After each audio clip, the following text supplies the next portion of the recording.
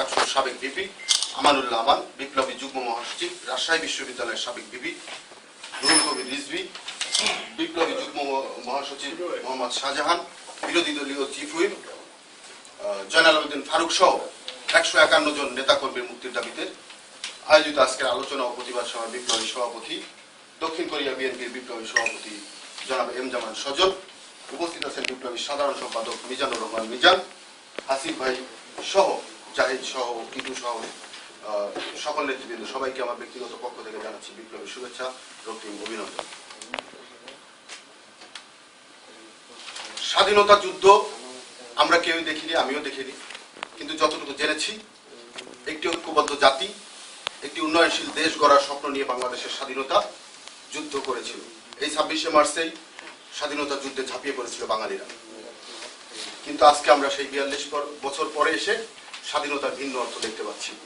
বর্তমান আওয়ামী লীগ সরকার স্বাধীনতার অর্থ আমাদের কাছে এভাবেই উপস্থাপন করছে, যেখানে স্বাধীনতাকে বিকিয়ে দেওয়া হচ্ছে পার্শ্ববর্তী দেশ ভারতের কাছে, প্রতিনিয়ত বিকিয়ে দেওয়া হচ্ছে। বর্ডারে আমার মা বোন ভাইকে পাখির মতো গুলি করে হত্যা করা হচ্ছে।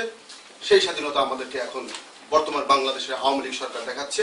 আর গণতন্ত্র তো পুলিশের বুটের তলায়, আপনারা দেখতেই পাচ্ছেন, প্রতিনিয়ত খবরের কাগজ খুলে দেখতে পাবেন বিরোধী দলের নেতাকর্মীদের উপর কিভাবে অত্যাচার করা হচ্ছে, সাধারণ জনগণকে বুট দিয়ে পেশা হচ্ছে।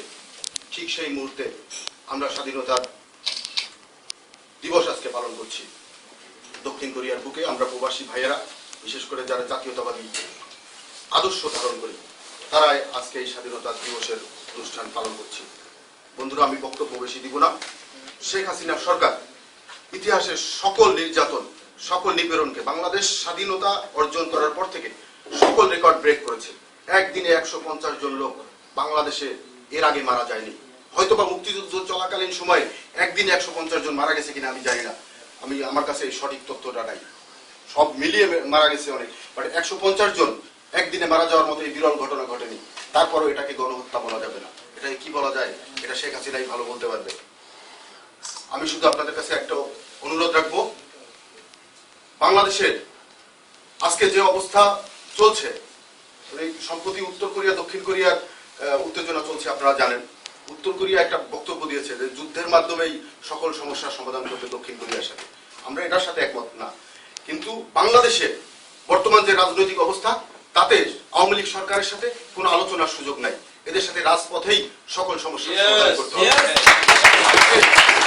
সেই সমস্যাকে, সেই আন্দোলনে আমরা এখন এখানে বসে প্রবাসে বসে আমরা স্বল্প পরিসরে যতটুকু পারি আমরা বাংলাদেশ এম্বাসির সামনে বিক্ষোভ করে বা যেভাবে পারি এভাবে আলোচনা, বিক্ষোভ, প্রতিবাদ সভা করে আমরা এর বিরুদ্ধে অবস্থান নিয়েছি।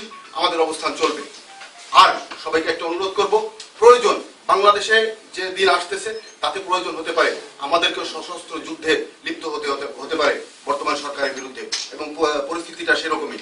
প্রয়োজনে সবাই মানসিকভাবে প্রস্তুত থাকবেন যে আমরা বাংলাদেশে গিয়ে শেখ হাসিনার বিরুদ্ধে খালেদা জিয়ার নেতৃত্বে যুদ্ধ করব। সেই মানসিকতা যেন সবার ভিতরে থাকে, সেই প্রস্তুতি সবার ভিতরে থাকে।